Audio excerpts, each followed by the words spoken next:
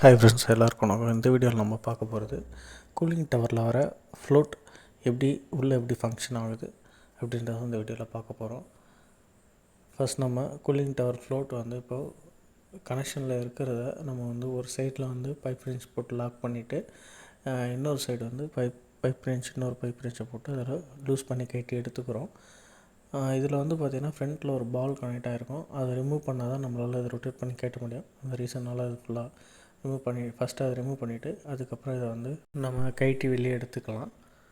இது ஃபுல்லாக வாட்டர்லேயே இந்த இதில் இருக்கிறதுனால ஃபுல்லாக ஸ்கேல் ஃபார்ம் ஆகிட்டு ஸ்டக் ஆகிடுச்சு. WD-40 அடித்து கொஞ்சம் ஃப்ரீ பண்ணதுக்கப்புறம் தான் இது கொஞ்சம் ஃப்ரீ ஆகிடுச்சு.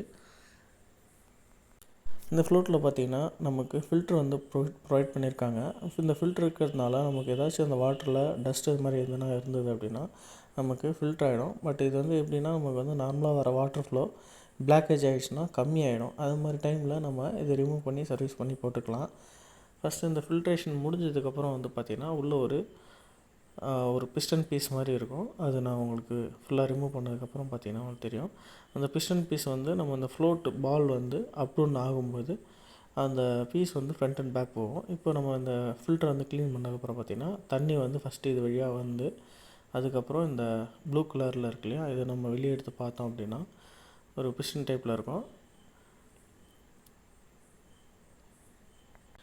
இதுக்கு மேலே பார்த்திங்கன்னா நமக்கு அந்த ஃப்ளோட் பால் கனெக்ட் ஆகிற பீஸு. இந்த ஃப்ளோட் பால் தண்ணி லெவலுக்கு ஏற்ற மாதிரி அப் டவுன் ஆகும்போது நமக்கு இந்த உள்ளே இருக்க பிஸ்டன் மூவ் ஆகும்போது நமக்கு தண்ணி வரும். திரும்ப ஃப்ளோட் பால் மேலே ஏறினதுக்கப்புறம் க்ளோஸ் ஆகிடும். இதுதான் ரிப்பீட்டடாக நடக்கும். இந்த பார்ட் நடுவில் இந்த ஸ்ப்ரிங் கனெக்ட் ஆகிருக்கும். மெயினானது தான். இந்த ஸ்ப்ரிங் டென்ஷன் மூலயமா தான் நமக்கு ஃப்ரண்ட் அண்ட் பேக் போய்ட்டுருக்கு.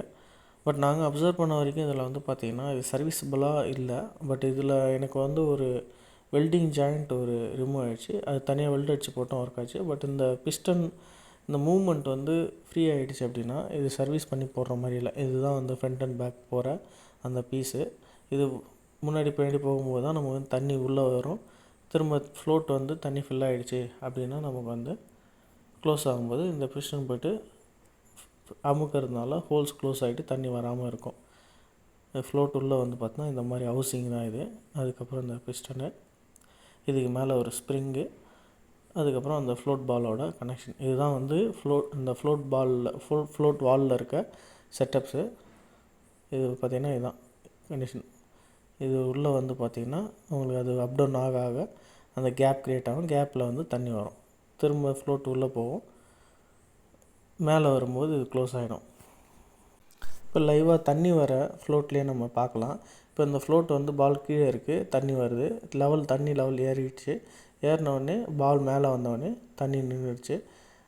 இப்போ அகைன் தண்ணி லெவல் குறைஞ்சிருச்சு அப்படின்னா பால் கீழே இறங்கும்போது நமக்கு தண்ணி வர ஆரம்பிச்சிடும். இந்த வாட்டர் லெவலை இந்த ஃப்ளோட் கண்ட்ரோல் பண்ணி நமக்கு வச்சுக்கும். பட் இது இந்த க்ரீன் கலர் பால் நமக்கு அட்ஜஸ்டபிள் கிடையாது. அதில் ஃப்ரண்ட் அண்ட் பேக் அது மாதிரி தான் த்ரெட் ஏற்ற முடியும்.